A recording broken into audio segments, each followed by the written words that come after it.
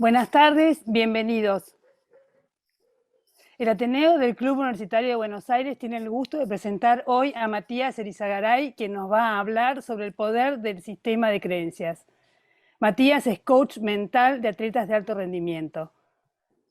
Título Life Coach certificado en Anthony Robbins.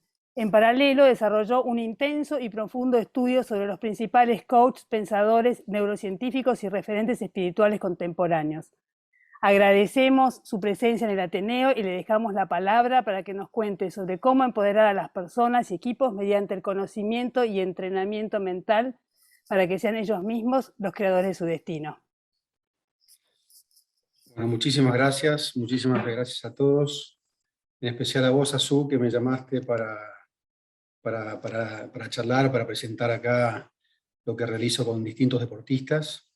Es un honor, un placer, y también debo decir que además de ponerme contento, fue como un desafío interesante porque la consigna que me planteaste fue que transmitiera lo que yo hago en 15, 20 horas, es decir, 4 meses y medio, en 50 minutos. Por lo cual ahí la cosa se puso compleja, tuve que tomar una decisión de ver si lo hacía de alguna manera macro o me metía dentro de algunas secciones, y esa fue la decisión que tomé. Por lo cual, si les parece, les comparto pantalla como para ir avanzando, digamos, un poquito en la temática. Ustedes me dicen si ven pantalla. Sí, perfecto. Perfecto. Bueno, como bien dice Su, yo me especialicé ya hace unos cuantos años, unos 6 años, en trabajar la mente de los deportistas. Uní dos cosas, una que me hace muchísimo bien, que es contribuir con todo el conocimiento que a mí en lo personal me hizo muchísimo bien, y por otro lado uní el deporte, que es algo que realmente me apasiona muchísimo, así que realmente la paso muy bien haciendo lo que hago cada uno de los días. La demanda es muy alta, trabajo con deportistas de distintas disciplinas, distintos países, distintas edades, objetivos, estados emocionales, y nada, esto realmente me ha dado muchísima experiencia, un promedio de 15, tengo semanas de 22 deportistas, un promedio de 15 todas las semanas, hace 6 años, con un proceso que, como ya dije, dura 4 meses, así que ha sido mucho el volumen, mucha la experiencia que he recabado, además de todo el conocimiento que fui estudiando y, por supuesto, sumando también mi propia experiencia. Acá, como ven algunos de los deportistas, y en especial quiero mencionar a Brian Toledo, que está ahí, que en paz descanse, un chico que realmente quiero muchísimo, falleció en marzo del año pasado. Estoy seguro que esta charla la hubiera escuchado. Es un chico realmente muy comprometido, trabajamos 2 años y medio en pos de las Olimpiadas de Tokio 2020, así que nada, esta charla va dedicada al querido Brian. Todos los deportistas que trabajo, quiero también mencionar, son chicos que valoro mucho, y se los digo, porque son chicos que de alguna manera atraviesan cierto paradigma o cierto tabú, más que nada dentro del deporte y en específico dentro del mundo del fútbol, llamativo, que indica que quien está trabajando su mente a través de un coach, a través de un psicólogo deportivo, es una persona que tiene cierta debilidad. Y eso es todo lo contrario, por el contrario, es atravesar un paradigma que está tan instalado. Eso demuestra muchísimo coraje. Por otro lado, demuestra muchísima inteligencia emocional. Son personas también con gran valentía, porque saben claramente que se van a tener que abrir y que van a tener que hacer cambios. El crecimiento es un cambio y el crecimiento cuesta. Atravesar paradigmas, atravesar hábitos, meterse con el subconsciente. Así que nada, es algo que quiero también mencionar, porque son chicos que además, cuando ellos avanzan y dan ese paso y como consecuencia mejoran, los chicos que están a su lado y ven esa mejora también se animan, por lo cual es como que de alguna manera están inspirando a otros. El conocimiento te permite el control del cerebro, el conocimiento te permite adquirir nuevas alternativas de lo que uno aprendió y de lo que uno integró sin darse cuenta dentro de su subconsciente. Como más adelante ya vamos a ver, el subconsciente es el que maneja nuestros pensamientos en un 95% de las instancias, digamos. Tiene el 95% del poder, los pensamientos, las emociones, las decisiones, las acciones. Trabaja todo lo que es la parte de hábitos, todo el mundo emocional. El subconsciente es algo a tener en cuenta. E incorporar conocimiento es brindar conciencia a ese dominio que tiene el subconsciente, que busca mantenerlos en una zona de control, una zona conocida. Acá le puse mi equipo porque fueron las personas que más estudié, fuera de que estudié mucho más personas.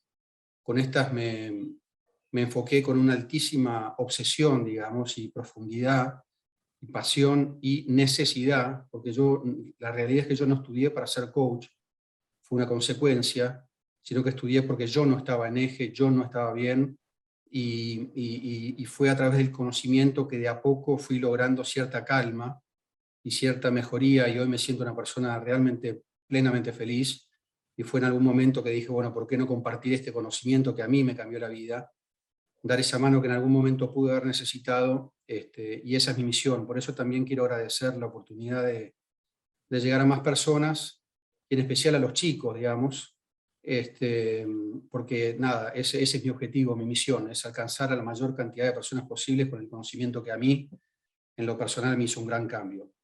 De todos estos, yo siempre los defino como conocimiento macro, digamos, acá podría sumar también al Dalai Lama, que lo estudié con mucha profundidad, a Eckhart Tolle, Wayne Dyer, conocimiento macro, realmente son personas muy profundas. Eckhart Tolle es conocido por un libro, además de toda la inmensidad de conocimiento que tiene, el libro famoso de él es El poder de la hora, muy conocido, yo creo que muchos lo habrán leído de los que están acá. El que está al lado es Wayne Dyer, conocido también, escribió 32 libros, Tus zonas erróneas, es un libro muy famoso. Después están Joe Dispenza y Bruce Lipton, dos personas que me ayudaron a meterme dentro del cerebro, porque en algún momento me di cuenta que necesitaba comprender cómo funcionaba el cerebro, es como querer arreglar un auto y sin levantar el capó, digamos, ¿no? Y estos dos personajes son extraordinarios en la profundidad, en el volumen de conocimiento que tienen y en la manera tan clara de transmitir lo que hacen. He hecho varios cursos y además los he estudiado por distintos lados a estos dos. Después al lado está Kevin Kotler. Kevin Kotler es un especialista de estado flow, para mí es el número 1 de estado flow, un estado que a mí me atrae muchísimo, aprendí muchísimo de él. Y por otro lado, los últimos dos son John Assaraf y Tony Robbins, que son coaches. Para mí Tony Robbins es el número 1, John Assaraf está dentro de los top 10 a nivel mundial.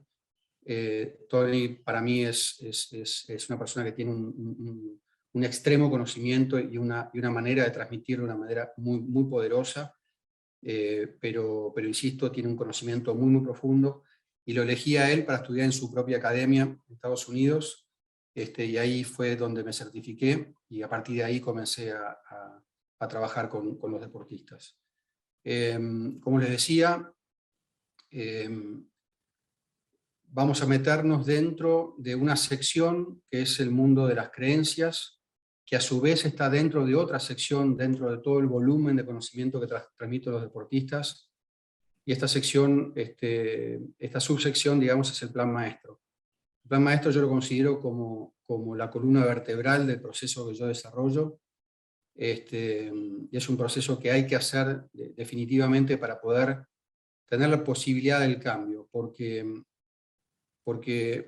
digo la posibilidad porque una cosa es el conocimiento correcto y otra cosa es poder aplicar el conocimiento. Son dos mundos totalmente distintos. Para aplicar el conocimiento tenemos que meternos como ya dije, con el subconsciente, y es una sección, un área del cerebro muy complicada, muy compleja, muy profunda, muy dominante, y para eso uno tiene que estar en el mundo del compromiso. Si uno está decidido a hacer un cambio, el cambio no se va a lograr, porque cuando uno toma una decisión, hace hasta que uno le duele, y cuando le duele, suelta.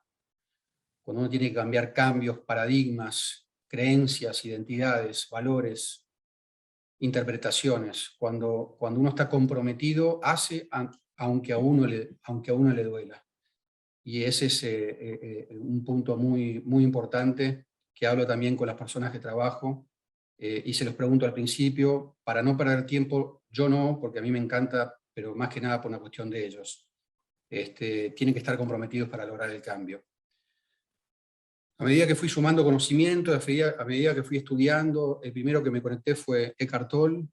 Sí, su primer libro, el primer contacto fue su libro, ¿no? Fue lo menos que estudié de él, porque después, como ya dije, lo estudié con miles de horas de estudio literales. Empecé a tomar conciencia que yo no escuchaba de este conocimiento en las charlas, ni en las noticias, ni en los diarios, ni en los medios, en ningún lado. Entonces me empecé a preguntar dónde estaban las personas, dónde está la mente de las personas. Porque una cosa es lo que uno aparenta, lo que uno aprende a aparentar, y otra cosa es lo que uno vive por dentro.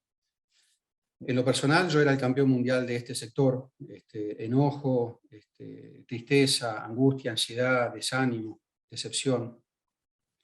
Y hoy intento todos los días ser, digamos, un abanderado de este lado, lo cual no es fácil, lo cual trabajo cada uno de los días. Como ya dije, es un estado de compromiso total. Y miren lo que son las cosas de la vida, que lo que hago me ayuda muchísimo, porque la repetición es una de las maneras de lograr el cambio del subconsciente. Entonces, si yo tengo 4 o 5 clientes todos los días, estoy repitiendo de alguna manera siempre lo mismo, lo cual siempre digo, y se los digo a los chicos, el que más aprende acá soy yo, porque soy el que más se está repitiendo, digamos, ¿no? Entonces, nada, quiero dejar bien en claro que existen dos mundos, hay que tomar conciencia que existen dos mundos: un mundo que lo conectan pocos, y pocos tienen el compromiso, digamos, de poder integrarlo dentro de su vida. Acá tenemos ejemplos, digamos, de grandes, de talentosos físicamente, como LeBron James, Kobe Bryant, que en paz descanse también, y Michael Jordan. Son personas que se dieron cuenta que para alcanzar lo que alcanzaron, no solamente le bastaba con su talento, sino que también con el trabajo mental. Y hay entrenadores que te hacen trabajar el trabajo, te hacen trabajar la visualización, la meditación, el conocimiento, ¿no? Muchos otros no, muchos otros se enfocan en los objetivos, en las tácticas, en la técnica, en la estrategia, y para nada en la parte mental, y se pierden, digamos, de uno de los grandes valores de un deportista o de las personas en general. Siempre me llamó la atención esto, y cada tanto y periódicamente hago estudios, además de meterme en otros estudios, como ya vamos a ver más adelante, de cómo están las personas, de cuánto los detiene la ansiedad, de cuánto los detiene la angustia, de cuánto los detienen los hábitos. Periódicamente voy haciendo consultas, digamos, en mi Instagram. Yo tengo 5.600 seguidores, un poquito más. Y acá, bueno, este posteo, esta historia la vieron 800 y pico de personas, respondieron 270 personas, y fíjense que el 77% de las personas dijo que sí, las detiene, los bloquea la ansiedad. 77% de las personas, un número que realmente impacta, porque de alguna manera no es lo que se ve cuando uno está con esas personas, ¿no? 77% de las personas. Antes de esto, y cuando empecé yo a preguntarme, pucha, yo no escucho este conocimiento, no lo escucho en las charlas, no lo escucho en ningún lado, fui a Estados Unidos, fui a buscar esta información en Estados Unidos, y me metí en estudios de mercado, en consultoras, muchas de ellas que yo contraté cuando trabajé en distintas multinacionales americanas. Trabajé en 3 empresas multinacionales americanas: Philip Morris, Kraft, Suchard, donde no podías correr ningún producto de una cabecera de góndola, por así decirlo, si no hacías un estudio de mercado. Entonces ahí me metí, y miren las cifras, los datos que he obtenido. 92% de las personas no cumplen sus objetivos definidos en Año Nuevo.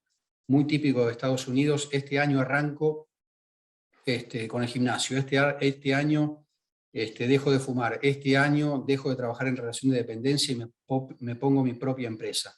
Pasa un año y más de 9 de 10 personas no cumplió ninguno de sus objetivos. 87%, o casi 9 de 10 personas, se encuentra activamente descontento en su trabajo. Gallup es una de las principales consultoras del planeta, la contraté piso 50 veces en mi vida. 9 de 10 personas se encuentran activamente descontentos en su trabajo. Son personas que quisieran hacer un cambio y no lo logran por miedo, digamos, ¿no? 94, acá puse una foto de un niño, digamos, pero yo me considero un niño, yo tengo 54 años, yo hago kite, hago surf, arranqué con el golf, acá hay uno de los chicos que estaba mirando que son compañeros míos de los partidos que jugamos en Cuba, en la villa. Yo me considero un chico. 94% de los jóvenes no cumplen sus sueños al convertirse en mayores. Y ya vamos viendo tendencias que son extremadamente marcadas. Y esta es la más potente para mí, digamos. Es un estudio que se hizo a 15.000 personas. 98% de las personas dijo no haber alcanzado la vida de sus sueños. Lo dijeron esto antes de morir. 98% de las personas. Yo, repito, era el abanderado de este 98%. Hoy intento estar dentro del 2% cada minuto de mi vida, siendo consciente y sin que me lleve puesto, digamos, el subconsciente. Acá, como podemos ver en un punteo que puse abajo, el subconsciente es el que domina nuestras decisiones, básicamente, ¿no? ¿Cuál es la razón de estos resultados? ¿Por qué las personas se sienten de esta manera? ¿Y por qué las personas sienten que está bien sentirse porque es común, porque lo ven con el otro, es la charla que tienen, es lo que se ve, es lo que se ve en las películas, es lo que se siente, digamos? La razón es que el cerebro es un órgano extraordinario que ha evolucionado durante cientos de miles de años, y tiene una función principal y la cumplió de rajatabla, porque si no, no estaríamos vivos, no nos estaríamos viendo ni escuchando, que es la de la supervivencia y la de la sobreprotección, ¿no? No está diseñado para disfrutar. Esto lo podemos ver con ejemplos muy simples. O sea, cuando el ser humano es considerado como tal 400.000 años atrás. Nosotros no salíamos a comer frutillas por placer, sino que salíamos a cazar por hambre, digamos. El cerebro empezó a funcionar por una cuestión de supervivencia. Cada vez que salíamos a cazar, teníamos que ver que volviéramos vivos, digamos. Entonces, para que esto sea posible, tuvimos que desarrollar un cerebro superior, digamos, al de los animales que sí tenían herramientas de caza sobre nosotros. Nosotros hacemos un plato muy simple de comer. Ellos tenían garras, fuerza, colmillos, potencia. Nosotros éramos lentos y solamente nos diferenciábamos con nuestra velocidad de reacción ante la amenaza. Y esto determina algo que impacta en el mundo de hoy, que las experiencias emocionales negativas son integradas, impactan más rápido en el cerebro que las positivas, 10.000 veces más rápido. Como ya dije, con una función principal que es la de la seguridad y la supervivencia. Todo esto sirve para empezar a tomar conciencia de las emociones que nosotros sentimos. Ya lo vamos a ver más adelante. ¿Cuál es el proceso, digamos, de funcionamiento del cerebro? Este órgano cumple una función principal, que es la de sobrevivir y la de la protección. ¿Cómo hace esto? Evita riesgo. Evita riesgo, ya empezamos a tocar la famosa zona y archiconocida zona de confort. Evita riesgos. ¿Para qué? Digamos, para disminuir el dolor. ¿Y cómo hace? Irriga miedos. Irriga, digo porque son neurotransmisores, son químicos que se disparan a través de un pensamiento, ¿no? A través del cerebro. Pero para meternos en esto tenemos que ver la definición del miedo, y es una definición bastante interesante, que dice que el miedo emerge cuando creemos a través de la mente y sentimos en el cuerpo a través de las emociones que no tenemos la capacidad para atravesar un determinado desafío. Siempre digo que, digamos, metafóricamente hablando, el desafío se encuentra acá, me imagino que ven mi mano, digamos, y por acá está la percepción, la creencia de nuestras capacidades, de nuestro talento, digamos, para atravesar este determinado desafío. Este gap es el miedo. A menor sensación de capacidad, mayor la cantidad del miedo. Lo que suele pasar, que lo que hacen las personas es bajan el nivel de desafíos para equipararlo con el nivel de su creencia limitada, digamos. Y eso es, después, como consecuencia, los resultados que vemos en los estudios que les mostré, ¿no? En nanosegundos, como ya mencionaba antes, luego de un pensamiento, el cerebro irriga en nanosegundos una emoción a través de químicos, de neurotransmisores, a través de la sinapsis, digamos, que nos impactan, y eso nos detiene. Tiene distintos mecanismos del cerebro como para hacernos sentir que por ahí no tenemos que avanzar, digamos, ¿no? El cerebro, como ya dije, busca lo conocido, ¿no? Todo aquello que que ya está cómodo. Los miedos más comunes, ante una posible acción que generalmente uno no hace es, si yo acciono, mejor no acciono porque tengo miedo a ser rechazado, tengo miedo a quedar ridículo, como un ridículo, tengo miedo a ser juzgado, tengo miedo a sentir vergüenza, tengo miedo a la soledad, a quedarme solo, a que se burlen de mí y que ya no me quieran, tengo miedo a ser criticado, tengo miedo a fracasar, a lo desconocido, a decepcionar a otros, a mí mismo, a mi padre, a mi mujer, a mi marido, lo que sea, y tengo miedo al éxito, también aunque llame la atención, el punto es que el éxito como consecuencia tiene el brillar, digamos, es que la gente lo mire o lo llame o le quieran hacer una entrevista, y eso también les da miedo porque arranca de vuelta, tengo miedo de quedar como un ridículo en la entrevista, tengo miedo de pasar vergüenza, tengo miedo de ser criticado, etcétera, etcétera. Entonces el miedo es algo que nos limita y es un mecanismo que tiene, ya dije, el cerebro para mantenernos controlados. Más que nada, el objetivo principal es mantenernos protegidos y por supuesto que no muramos, ¿no? El punto es que son muchísimos miedos, se habla de un 85% de los miedos reales, porque el miedo sirve, por supuesto que sirve, la ansiedad sirve, la ansiedad ayuda porque te previene, te hace poner alerta, te hace poner con los músculos intensos de manera tal de poder reaccionar, pero es muchísimo menor el miedo real que el miedo irreal, el miedo imaginario. ¿Cómo funciona esto? Y acá les presento, digamos, dónde está ubicado el subconsciente. El subconsciente es el que maneja el sistema límbico. El sistema límbico es el que maneja el área emocional del cerebro: miedo, confianza, sorpresa, aversión, asco, otros le dicen ira, tristeza, alegría. Son emociones que dispara el subconsciente y que nosotros sentimos y que vamos interpretando como por acá sí o por acá no, digamos, ¿no? Acá ven en celeste es lo que nos diferencia de los animales, pesa 40% del total del cerebro, el de un gato es 7%, un perro 12%, el de un delfín un 17%, nosotros tenemos el 40%, pero como ya dijimos, el cerebro consciente, por extraordinario que sea, digamos, solamente tiene 5% de poder de decisión. El 95% del poder de decisión lo tiene el cerebro subconsciente. Cuando nosotros no tenemos conocimiento de esto, creemos que lo que pensamos determina quiénes somos y creemos que lo que pensamos determina qué es lo que nosotros podemos hacer, cuando en realidad no tiene ninguna veracidad. Lo que nosotros pensamos es una reacción de lo que aprendimos en el pasado. Ya más adelante vamos a ver.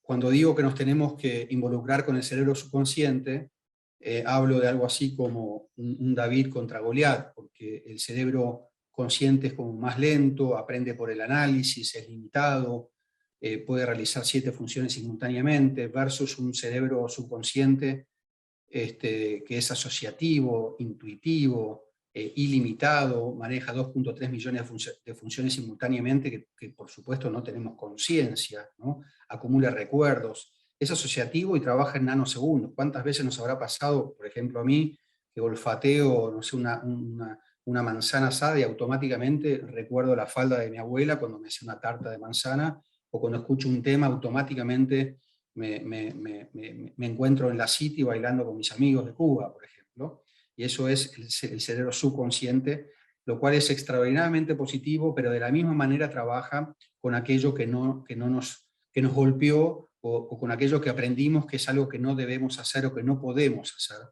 y ese es el poder que tiene el subconsciente. ¿Cómo funciona de alguna manera el mecanismo? De vuelta, esto es interesante incorporarlo a nuestro conocimiento para poder interpretar nuestras emociones. Porque si yo siento miedo y tengo el conocimiento de lo que venimos hablando y todo el proceso de 4 meses o de 20 horas, digamos, que desarrollo con los chicos y todo el trabajo de hogar, digamos, y todos los videos y todas las películas que les transmito, todo ese conocimiento les permite empezar a tomar conciencia del funcionamiento del cerebro. El cerebro se lo llama triuno, digamos, porque tiene tres partes. La más dominante, digamos, es el cerebro subconsciente, el que primero se originó, ese cerebro reptiliano, y por arriba está la corteza prefrontal. ¿Cómo funciona esto cuando estamos en estados de calma, no cuando estamos en estados de depresión real o imaginaria, generalmente imaginaria? Acá está el sistema límbico, y como verán, las secciones que acá, por ejemplo, se mencionan, que es el tálamo, están dentro del subconsciente, el hipotálamo, el hipocampo. O sea que generalmente nuestras reacciones, nuestro proceso de interpretación de lo que está pasando en el entorno, pasa primero por el subconsciente, es mucho más veloz, digamos, ¿no? Ingresa por el tálamo, que de alguna manera es el embudo de los 5 sentidos que utiliza el cerebro para tomar contacto con el entorno. Acá hay una pequeña araña, una víbora, pero acá puedo poner una fotito de una persona pateando un penal o haciendo un golpe de golf, ¿no? En ese momento uno ve esa situación y automáticamente el cerebro la interpreta o por la vía alta, cuando uno está en estado de calma, o por la vía baja. Cuando uno va por la vía baja, por la vía alta, perdón, uno tiene la oportunidad de tocar el hipocampo, que es la sección del subconsciente que tiene la información de todo lo aprendido y de todo lo vivido. Entonces, si yo tengo la interpretación de una araña, tengo la información del hipocampo, como que es un animal, digamos, que no tiene ningún tipo de peligro, el hipocampo le informa a la amígdala, que es el disparador de los neurotransmisores, y el hipotálamo es quien lo irriga, digamos, al cuerpo en nanosegundos. Entonces, en este caso, le irriga calma, digamos, dispara dopamina, oxitocina, serotonina, endorfina, químicos que te dan calma, digamos, y es lo que sentimos a través de esta situación que estamos interpretando en el entorno. Pero por el contrario, automáticamente le informa al hipocampo peligro, a la amígdala, y la amígdala al hipotálamo, y es ahí donde nos detenemos. Es ahí los resultados de lo que mencionaba de la historia que yo subí en Instagram. El 73% de las personas siente que están detenidas por las sensaciones de ansiedad, ¿no? Viene por estos mecanismos. Ahora, ¿qué pasa cuando nosotros estamos en estados de estrés, en estados de presión? Ya toda la información que ingresa a nuestro cerebro a través del tálamo, y como consecuencia primero pasaron por nuestros sentidos, va por la vía baja, y la amígdala automáticamente va a una reacción defensiva, interpretando cualquier situación como una amenaza. Por eso cuando estamos manejando y de repente, por alguna razón, una persona sin querer nos tira el auto, automáticamente reaccionamos de una manera extrema, digamos, ¿no? Porque estamos viendo una amenaza cuando en realidad es una simple situación, una pequeña distracción de una persona que está al lado. Y esto lo llevo al deporte. Cuando nosotros cometemos un error, automáticamente lo vemos como una amenaza radical, cuando en realidad es una situación donde uno puede tomarla como consecuencia de un posterior aprendizaje en entrenamiento, por ejemplo. Pero generalmente, como ya venimos diciendo, el cerebro integra y funciona mucho más rápido en todo aquello negativo, por ende todo lo que es el mundo de las creencias, y ya voy metiendo, digamos, el concepto de creencias, que ya nos vamos a meter un poquito más en profundidad. Las creencias negativas son las que van dominando, por lo cual todo lo que vamos interpretando lo vemos de alguna manera como una amenaza, y las reacciones más básicas que en algún momento nos salvaron la vida son fight, de atacar, fly, de huir, y freeze, de quedarnos totalmente paralizados. Como podamos intuir, digamos, estas reacciones que en el pasado nos sirvieron y muchísimo porque nos salvaron la vida, hoy personas que estamos viviendo ya en 2021, digamos, y el cerebro con los mismos mecanismos instalados, porque el cerebro no llegó a la evolución de bajarle potencia al sistema límbico. El sistema límbico sigue funcionando como en el pasado, y como ya mencionamos, la gran mayoría de las interpretaciones son irreales de las situaciones que vamos viviendo. Entonces generalmente o nos quedamos paralizados, o huimos, o atacamos. Y todas estas reacciones, incluso muchas veces, no nos damos cuenta, porque todo pasa por un estado de subconsciencia. Como mencioné antes, si ya nos metemos en el mundo de las creencias, es importante para mí mencionarle cuál es la definición de creencias, y se las leo rápidamente. Nuestras creencias son como órdenes incuestionadas por nuestro cerebro. Están instaladas en nuestro sistema límbico, específicamente en el hipocampo. Estas creencias nos indican cómo son las cosas, qué es posible para nosotros y qué es imposible, qué podemos hacer y qué no podemos hacer. Existen dos tipos de creencias, las limitantes y las poderosas.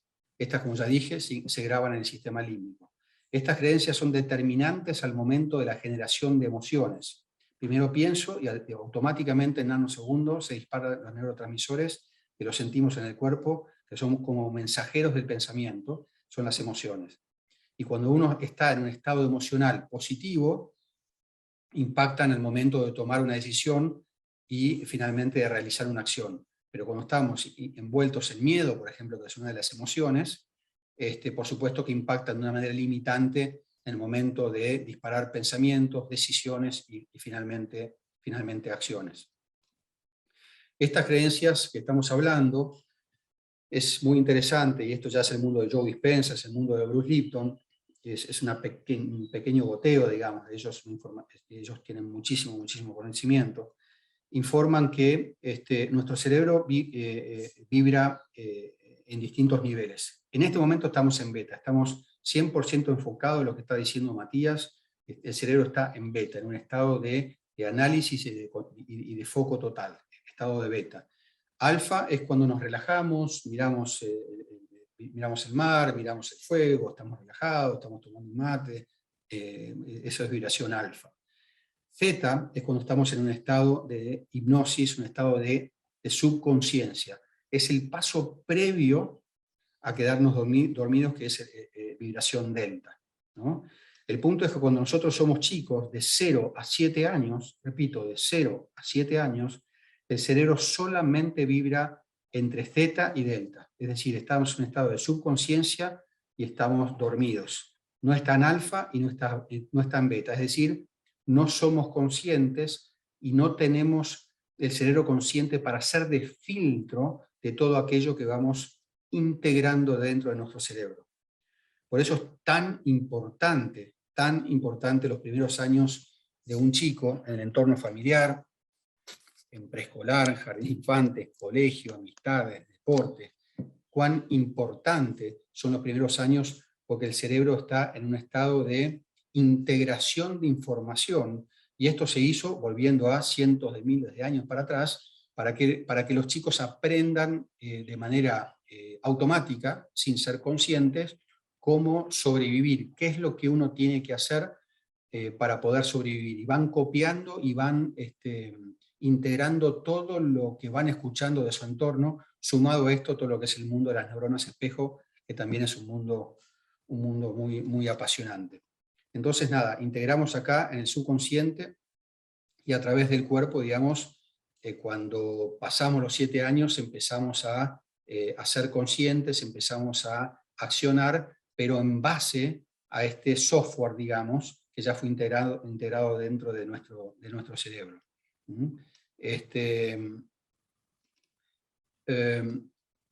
Lo que se va construyendo es la imagen personal. Y la imagen personal se pensaba no muchos años atrás, la tecnología avanzó muchísimo y esto impactó de lleno en la ciencia y por ende como consecuencia en la neurociencia.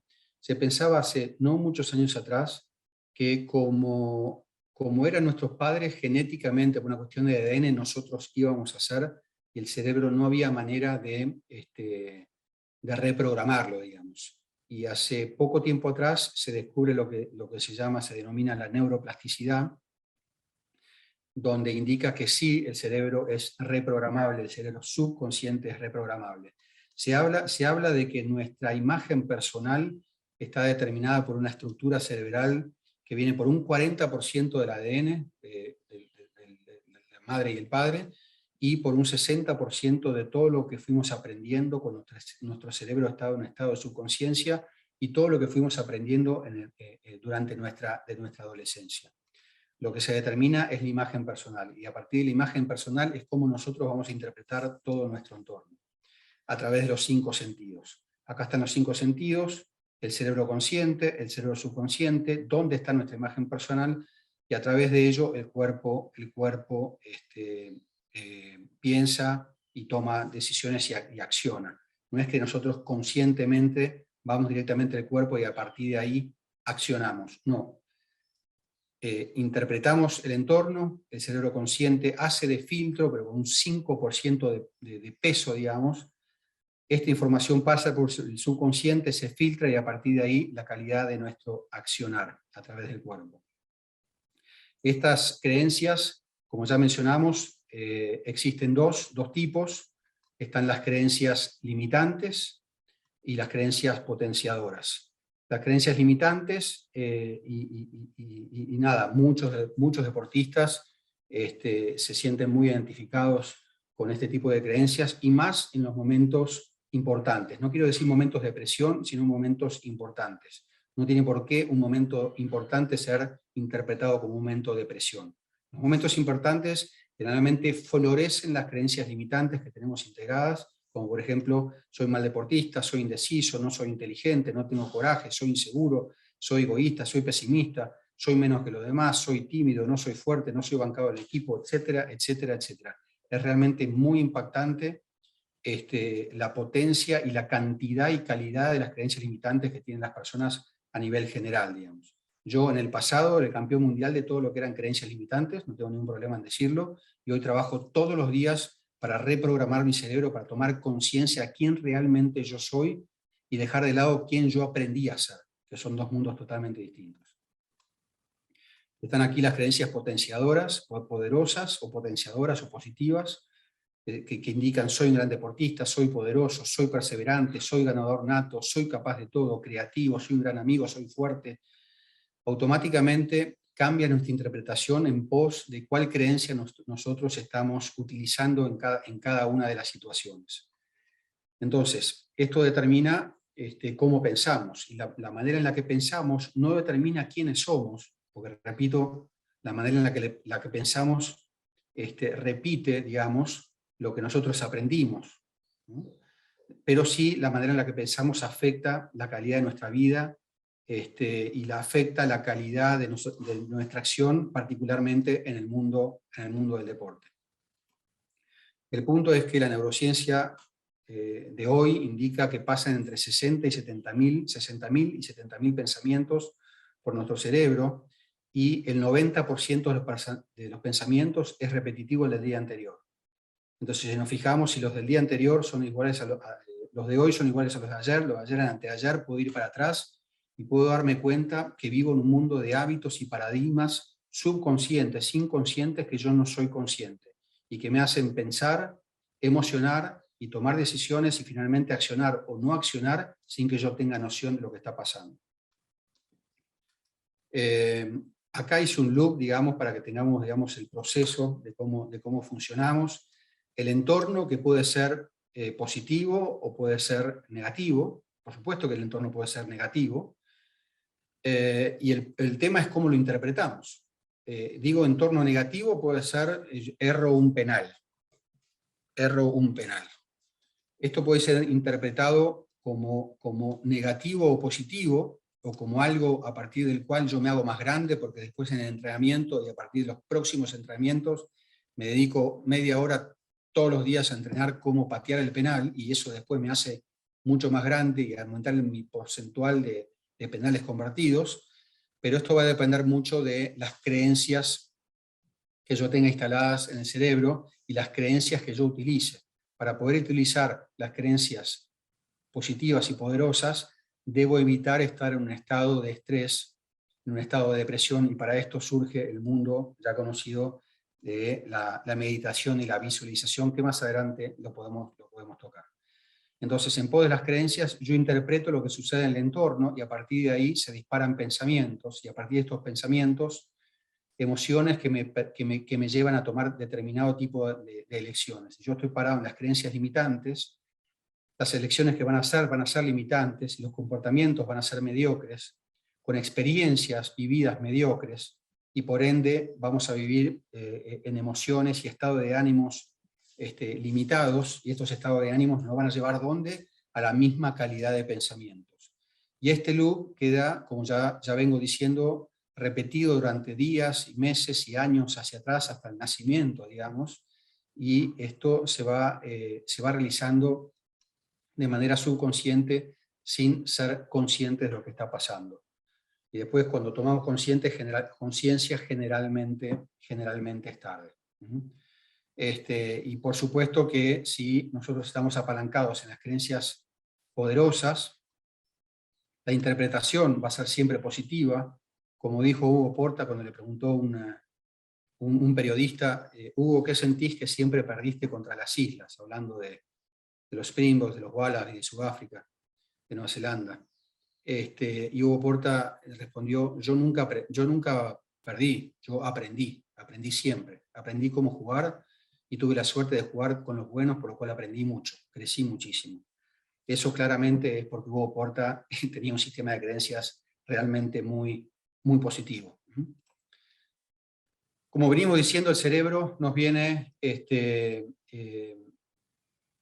diciendo, metafóricamente hablando, que nosotros no tenemos el potencial como para atravesar una buena cantidad de desafíos que nos encontramos en la vida, y por ende nuestras acciones van a ser limitadas, van a ser mediocres, y como consecuencia, y obviamente, los resultados van a ser limitados, van a ser mediocres, y esto ¿qué es lo que va a recargar?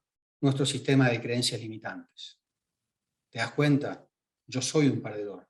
Y claro, erróneamente, que no tengo el potencial y por ende acciono de una manera mediocre y por ende los resultados tienden a ser mediocres y estoy recargando mis creencias limitantes. Esto, como siempre digo, nosotros nacemos siendo un inmenso témpano y que con el tiempo se va derritiendo, salvo que nos crucemos con el conocimiento que nos permita tomar conciencia de qué es lo que está pasando y de cuál es el tamaño de nuestro potencial. Para esto es necesario pasar por todo el plan maestro que les mencioné al principio, y principalmente, digamos, lo que nos estamos metiendo hoy, digamos, es en el mundo de las creencias, que si uno toma conciencia del mundo de las creencias es una estrategia muy, muy simple y de muy bajo gasto de energía. Consideremos que el cerebro gasta el 40% de la energía de los órganos del cuerpo, y por ende la tercera función del cerebro es gastar la menor cantidad de energía posible. Y esto es dramático, porque lo que dice el cerebro es: ¿para qué construir nuevas redes neuronales que nos indiquen que nosotros podemos hacer, que nosotros tenemos la capacidad, si nosotros ya tenemos construidas redes neuronales? Redes neuronales que aprendimos en el pasado y que tienden a ser limitantes. Es por esto que es tan costoso reprogramar el cerebro subconsciente, pero no es imposible. Cuando nosotros tomamos conciencia de que las creencias limitantes son excusas para evitar el dolor, ejemplo, soy tímido. Ejemplo, yo de chico, soy tímido. La pregunta es: ¿cuál es la ganancia por la cual yo elegí quedarme en el tiempo siendo tímido? Y la ganancia es que tenía miedo a quedar como un ridículo, tenía miedo de que se burlen, tenía miedo de que me juzguen, etc., de que me rechacen, de quedarme solo. O sea, una creencia limitante, si uno toma conciencia, es una estrategia que tiene el cerebro para que no tomemos riesgos, ¿no? El punto es que esto cuesta. Dejar de ser tímido, si fuera tímido no estaría dando esta charla, por ejemplo. Dejar de ser tímido cuesta, pero una vez uno empieza a tomar decisiones de salir de esa zona de confort del tímido, uno empieza a tomar confianza, porque ese mundo que en algún momento era desconocido pasa a ser conocido, por lo cual esta zona de confort empieza a ampliarse cada vez más. Por eso es muy importante siempre vivir en zona de resistencia del cerebro, porque es ahí donde uno crece. Yo siempre digo que intento todos los días vivir en zonas incómodas, zonas de resistencia, porque ahí me voy a acostar contento, porque va a ser un día en el cual yo pude haber crecido, digamos. Entonces, yo con el tiempo, y es lo que trabajo con todos los deportistas, vamos determinando cuáles son sus creencias positivas, vamos determinando sus creencias limitantes, vamos determinando cuáles son las referencias, que son las que sostienen esas creencias positivas y negativas, vamos trabajando los valores, vamos identificando cuál es la identidad aprendida y cuál es la identidad que nosotros queremos construir para vivir una vida extraordinaria, una vida totalmente maximizada. Cuando nosotros empezamos a atravesar todo el plan maestro, nos vamos dando cuenta que tenemos creencias poderosas, realmente extraordinarias, y como ya dije y lo vuelvo a repetir a propósito, nuestras creencias limitantes son excusas y son 100% irreales. A partir de ahí, nosotros vamos tomando contacto con nuestro potencial, y a partir de ahí tenemos que empezar, aunque nos cueste, a tomar acciones empoderadas, acciones desafiantes, acciones que nos den miedo, ¿por qué no? Ojalá tomar muchas acciones que nos den miedo, por supuesto que sean seguras, no vamos a estar saltando de un departamento, pero a partir de ahí, de estas acciones bien extraordinarias, vamos a empezar a obtener resultados extraordinarios que a su vez van a estar cargando aún más nuestras creencias potenciadoras. Y como siempre digo, metafóricamente hablando, cuando uno va tomando conciencia, va atravesando este proceso profundo, complejo, desafiante, y hay que estar totalmente comprometido para atravesarlo, uno empieza a ser como una bola de nieve cada vez más grande y más grande y más grande, y uno realmente se envalentona y uno se da cuenta que no tiene límite, que el límite está directamente en nuestras ganas de crecer, básicamente. Entonces lo que yo aconsejo es revisar y verificar las creencias para poder alcanzar nuestro máximo potencial y a partir de ahí comprometidos vivir una vida extraordinaria. Preguntarse individualmente, si estamos hablando en un equipo, preguntarse primero individualmente y posteriormente trabajar las creencias del equipo, porque como ya vamos imaginando, las creencias de cada persona son totalmente dispares y descontroladas y generalmente limitadas.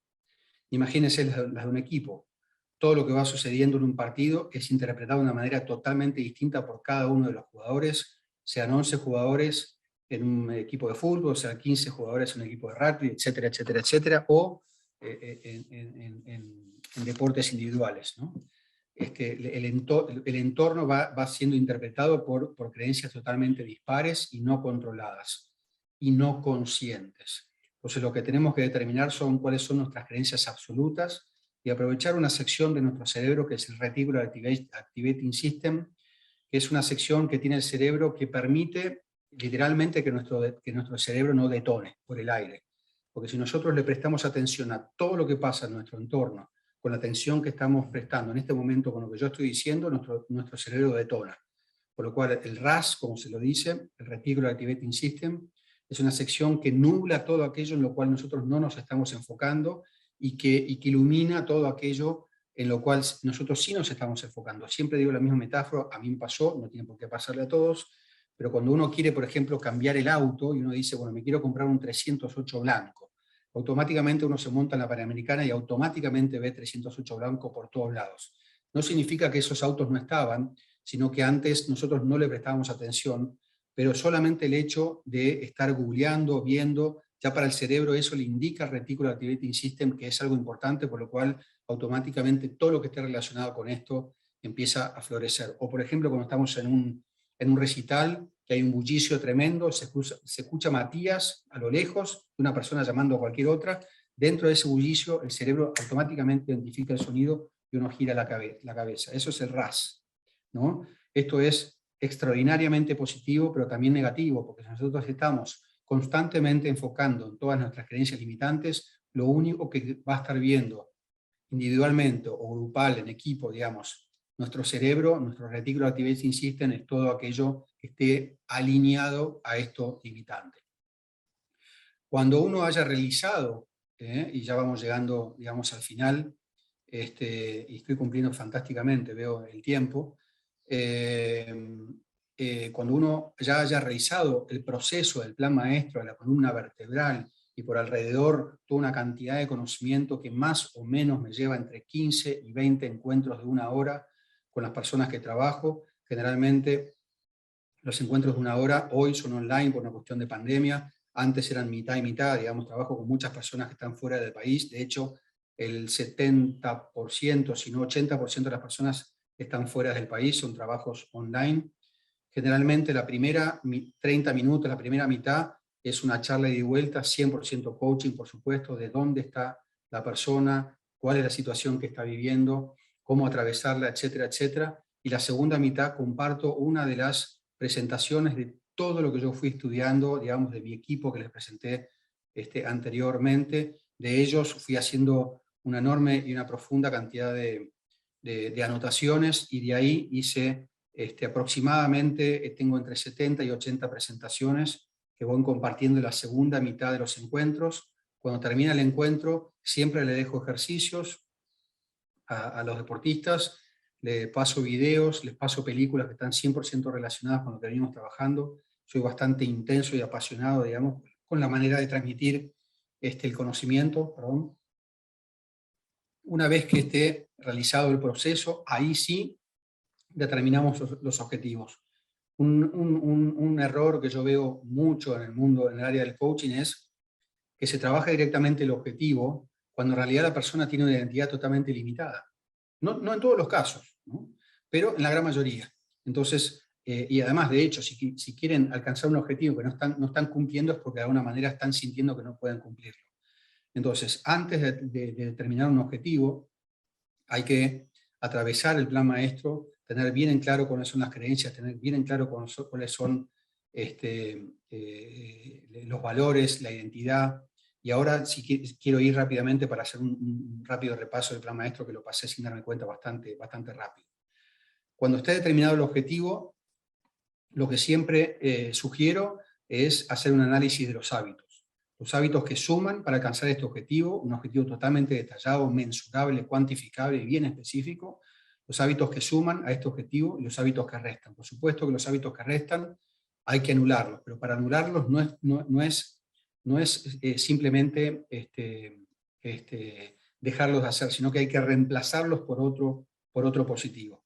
Después determinar cuáles son las creencias, las positivas y las negativas, las intrínsecas y las extrínsecas. Las extrínsecas son aquellas creencias que son fáciles de ver, son fáciles de charlar, uno se las puede comentar a algún amigo, y las intrínsecas son aquellas que están instaladas por lo bajo en el hipocampo y que funcionan de una manera subconsciente, cero consciente. Una vez que esté esto determinado, sí trabajar la estrategia y ojalá con un asesoramiento, una persona externa a uno, digamos, que tenga también experiencia, determinar primero el objetivo, después la estrategia, la táctica y el proceso bien detallado, bien específico.